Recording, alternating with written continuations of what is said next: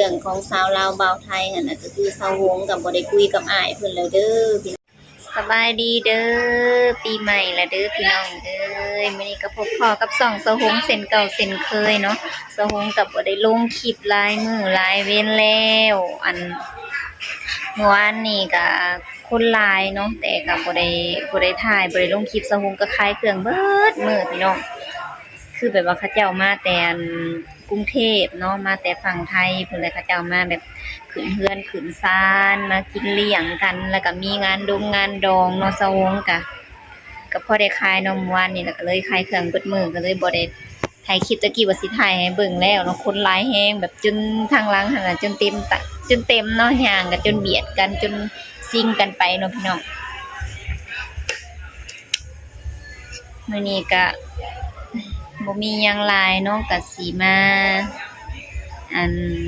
แจ้งข่าวเนาะพี่น้อง มาแจ้งข่าวให้ FC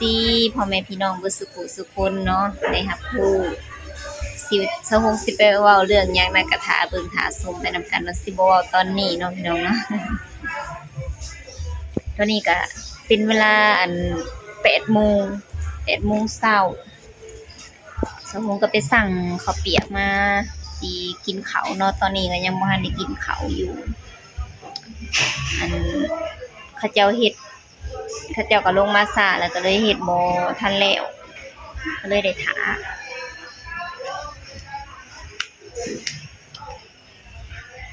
สบายดีปีใหม่เฮงๆรวยๆกันเบิดทุกผู้ทุกคนเด้อสุขมาร่ำรวยเนาะปีใหม่ฟ้าใหม่แล้วมีแต่สิ่งดีๆเข้ามาในชีวิตเนาะพี่น้องเนาะ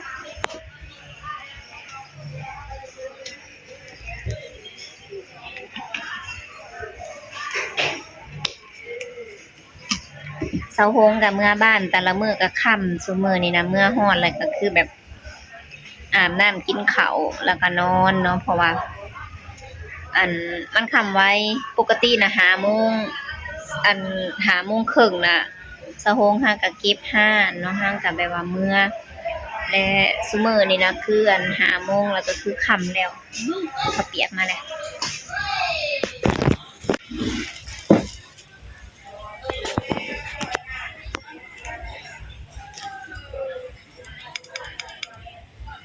เป็ดก็แซ่บบ่พี่น้องวันนี้ก็เริ่มจากการปรุงก่อนเนาะสิมีผักตับมาให้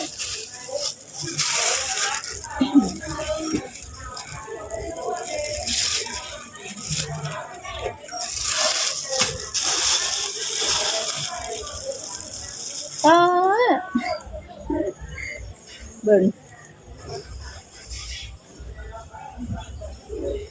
ใหญ่กะโพดกะโพจนส่ำหัวนิ้วมือใหญ่กว่านิ้วมืออีก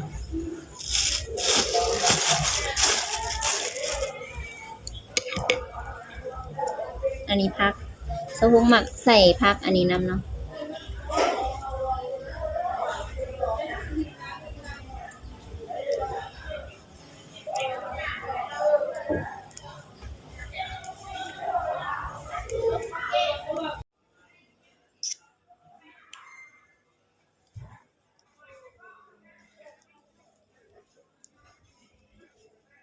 กะปิ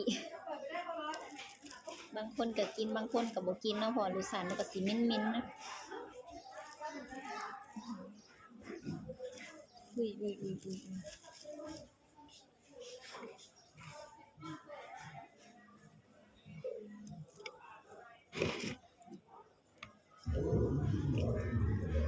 ้ยเสียงเพลงก็ขึ้นแล้ว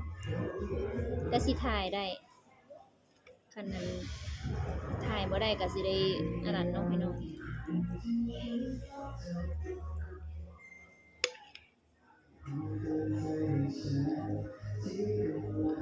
แฮงดังขึ้นมาเด้อกินข้าวนำกัน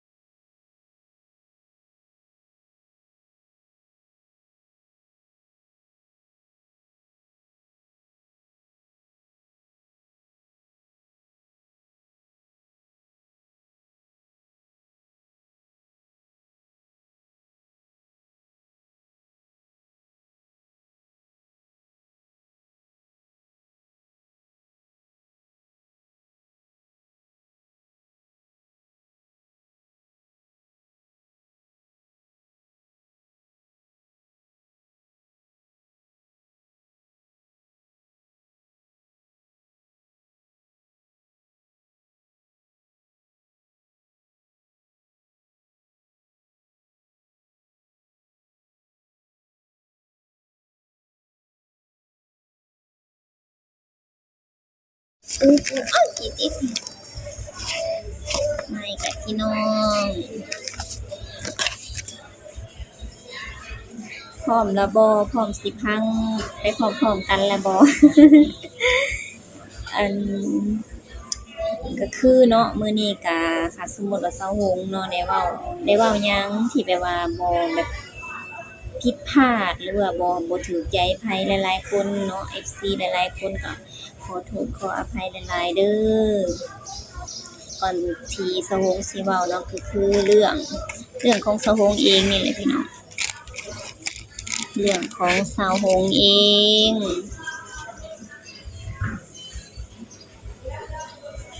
อันความจริงก็อยากออกมาเว้าแต่โดนแล้วแหละเนาะแต่ว่าก็บ่แม่นโดนดอกก็เดือนนี้แหละเนาะอันนี้ก็เป็นเดือนใหม่แล้วเนาะพี่น้อง เดือน12เนาะเดือน11เดือน12นี่แหละสะโฮงก็ยังแบบว่ายังบ่พร้อมเนาะพี่น้องแต่มื้อนี้นะพร้อมแล้วพร้อมสิแบบพร้อมสิคุยพร้อมสิเว้าแล้วเนาะช่วงนี้ก็อันดองก็หลายพี่น้อง เห็นแล้วก็เนาะเฮาก็เห็นบัดเซินเขาเจ้าก็โอ้ยสะออนเนาะพี่น้องเนาะเฮาคือสิบ่มีดอกเนาะมื้อนี้เนาะคือสิเฒ่าข้างโคกอยู่นี่แหละสะหงก็ได้เป็นแขกรับเชิญอีกแล้วปีนี้นะเป็นแขกรับเชิญเบิดปีเนาะแล้วก็คือสิบ่ได้ไปดอกเพราะว่าอันสะหงก็มาเปิดร้านแล้วเนาะแล้วบัดนี้อันบ่มีผู้เผาให้ก็คือสิได้ฝากไปเนาะป้าเพิ่นสิไปก็เลยให้ป้าถือไปให้ฝากไปนำเพิ่นเนาะสะโฮงก็สิบ่ได้ไปเองแต่ว่าอันตอนแรกน่ะว่าสิไปเองแต่พอมาเบิ่งพอมาอ่านเบิ่งอันเวลาเนาะเวลาอันที่ว่าเขาเจ้าแบบไปงานงานดองน่ะก็คือตอนกลางวันตอน 11:00 นเนาะก็เลยบ่สามารถที่สิไปได้เพราะว่าเปิดร้านก็บ่มีคนเผาให้แล้วก็จำเป็นได้เผาร้านแล้วก็สิฝากเอาแต่ก่อนนะเขาเจ้าเปิดร้านทั้งตัวหน้านี่เนาะแล้วบัดนี้แล้วเราไปขายเครื่องตามงานบุญนั่นแหละแล้วบัดนี้เราก็บ่ได้เปิดร้านเราก็ปิดไว้ก็สะวงก็เลยอยู่ผู้เดียวเนาะข้างทางนี้นะก็เลยบ่มีไผคันแม่นแบบเรามาเปิดก็คือสิได้ไปอยู่ดอกอ้าวพร้อมกันแล้วบ่เว้าอันลงไปลงมาเดี๋ยวก็บ่ถูกใจผู้อันบ่มักอีกเนาะก่อนอื่นเนาะพี่น้องสะวงก็ขอโทษไปแล้วเนาะอันเรื่องที่ว่าสะวงสิเว้าไปนี่ถูกใจไผบ่ถูกใจไผก็ขอโทษขออภัยหลายๆเด้ออันก่อนสิเว้าก็คือสะวงก็ได้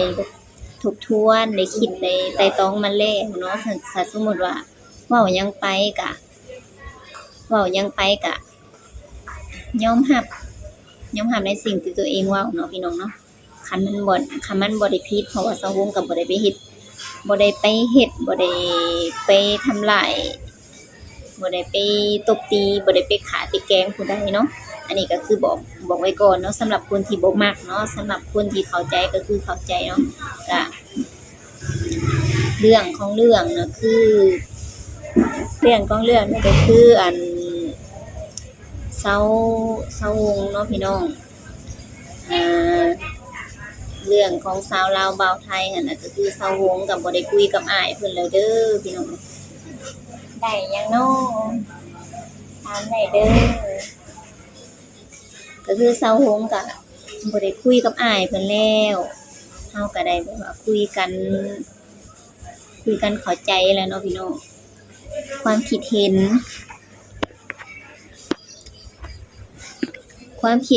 ความอันนั่นความคิดบ่ตรงกันแล้วก็เข้ากันบ่ได้เนาะสาเหตุหยังนั้นเฮาก็สิบ่ได้เว้าเบิดเนาะพี่น้องเนาะก็เว้าในสิ่งที่อยากเว้าในสิ่งที่อยากบอกซ้ำเว้าได้เนาะเฮาก็บ่ได้ลงแบบลึกหนาอิหยังปานนั้นก็คือสะวงกับอ้ายเพิ่นก็บ่ได้คุยกันแล้วถามว่าแบบตัดขาดปุดเลยบ่ก็บ่ถึงกับว่าตัดขาดปุดเลยก็คือแบบก็ยังมีเฟซมี LINE คือเก่าหั่นแหละทอแต่แบบ ห่างกันเนาะพี่น้องห่างกันอะไรบัดนี้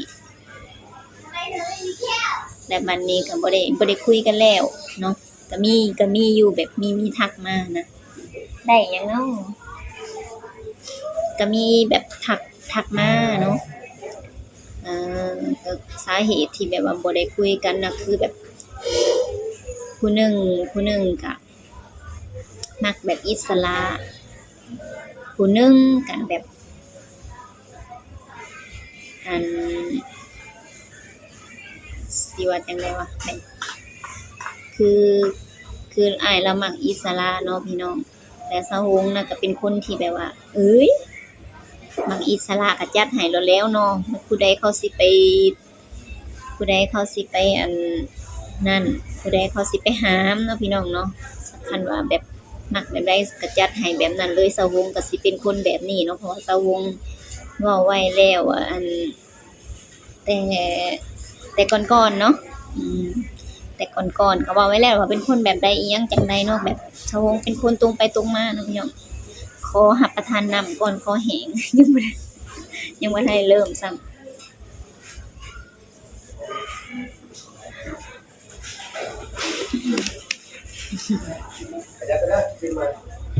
ไปกินอยู่เฮือนบ่โอ้ปีใหม่เอาไปเป็นลังเหรอนะ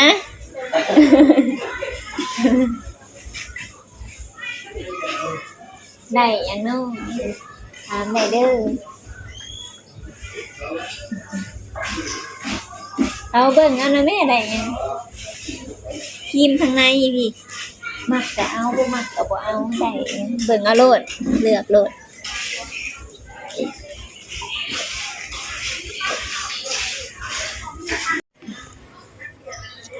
นั่นแหละจังว่าฮอดไซแล้วบางนึงก็ลูกค้าเข้าเนาะพี่น้องเนาะลูกค้าเข้าขายเครื่องตามนั่นแหละพี่น้องตามที่สะวงเว้านั่นแหละเนาะก็คือตอนนี้ก็ได้ห่างกันเนาะได้ห่างกันบ่ได้คุยกันแบบว่าคือเก่าแล้วเนาะสำหรับอันผู้ใดที่ถามกันเนาะพี่น้องบ่มีโอกาสได้อันอิหยังเกาะ อิหยังเกาะเขาเจ้าเว้าอิหยังเกาะสะหุก็เว้าบ่เป็นเนาะที่ว่าผู้ที่แบบว่าถาคองแบบFC เนาะเขาเจ้าแบบเสียพี่น้องแบบว่าผู้ที่เขาเจ้าเสียเขาเจ้ามักกันตอนนี้ก็คือสิว่างเปล่าแล้วเนาะอันความหวังก็อันพังไปหมดแล้ว ก็ขอโทษขออภัยหลายๆเนาะอันสำหรับ FC ที่ว่าเพิ่นก็แบบว่าลุ้นไปนำเฮาหั่นน่ะเนาะก็เป็นแบบคู่หนึ่งที่แบบว่าแบบก็ถือว่าอันคลิปก็ยอดวิวอันแต่กระจุยกระจายไปอยู่เนาะก็นั่นแหละสะหงก็บ่จักบ่ฮู้ว่าสิเว้าจังได๋เนาะก็คือตอนคบสะหงก็บอกเนาะได้บอกได้เว้าให้ฟังนั่นแหละบัดพอตอนแบบบ่ได้คุยกันแล้วเนาะสะหงก็มาบอกเพื่อหยังเพื่อความจ้าแจ้งเพื่อแบบว่าเดี๋ยวก็สิแบบว่ามาเว้าอันให้สะหงอีกเนาะกันผู้ที่บ่มักนั่นแหละว่าจังซั่นจังซี่อีกเดี๋ยวก็มีเดี๋ยวเบิ่งท่าเบิ่งเด้อนี่เด้อท่าเบิ่งพร้อมกันเนาะผู้ใดที่แบบว่าอันเข้ามาแล้วสิเห็นดอกคอมเมนต์ท่าเบิ่งโลดที่คนที่เข้ามาแบบซ้ำเติมหันนะ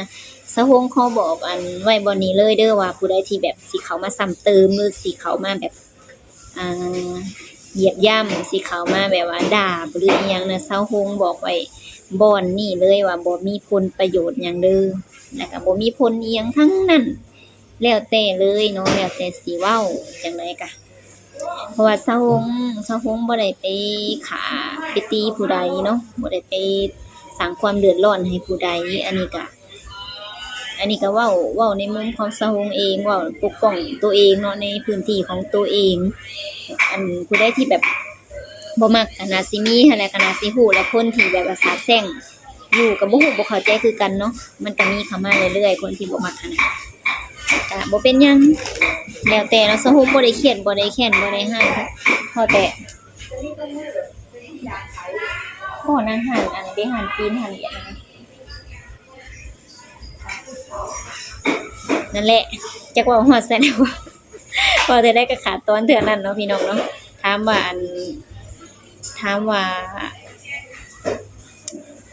จัก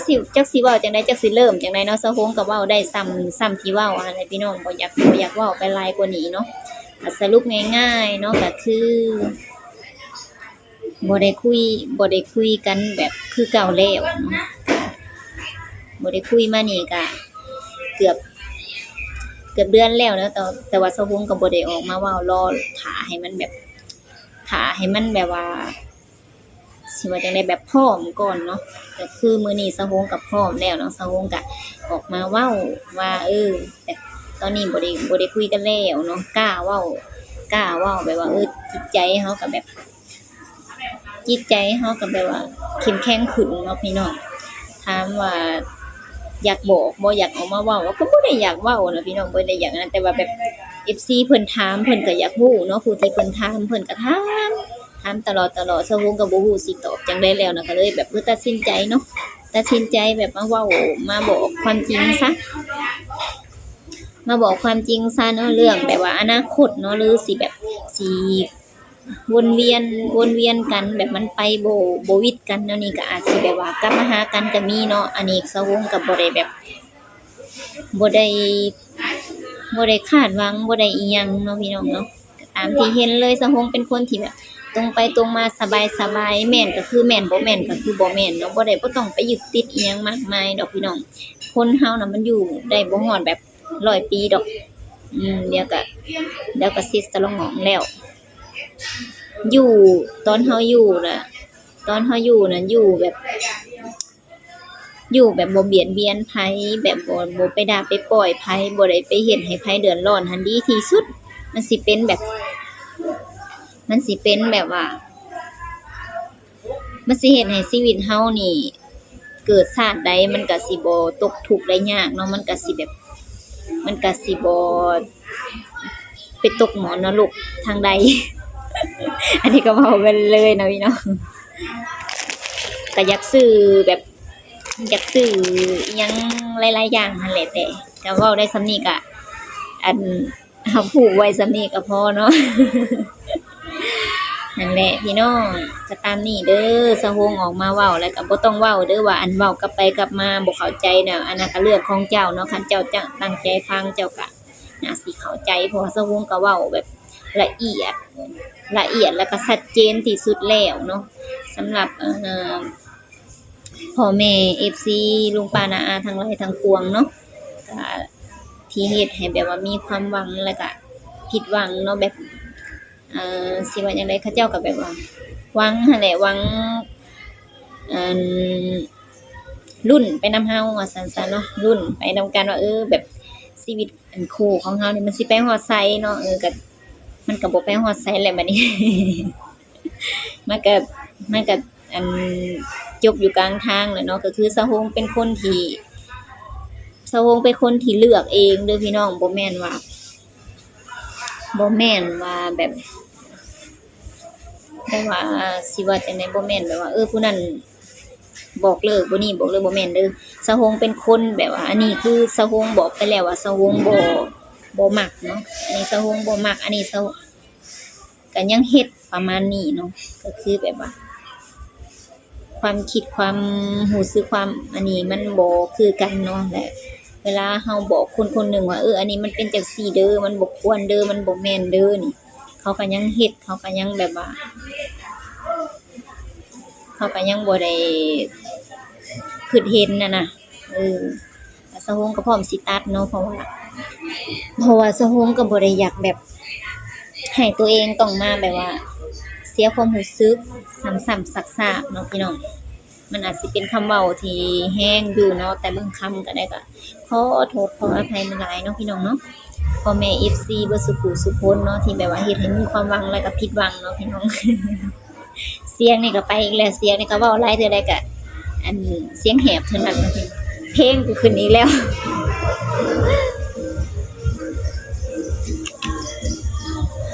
เพลงขึ้นอีกแล้วพี่น้อง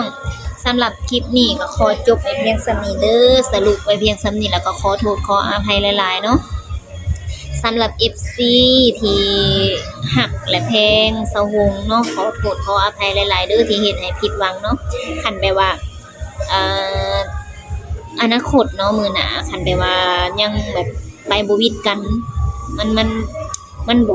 บ่วิดกันน่ะนะก็อาจสิได้แบบว่ากลับมาคบมาคุยกันก็มีเนาะแต่คันแบบเบิดบุญวาสนาต่อกันก็คือจบเนาะพี่น้องเนาะบ่ต้องคิดหลายเนาะชีวิตคนเฮามันก็มีสุขมีทุกข์แล้วก็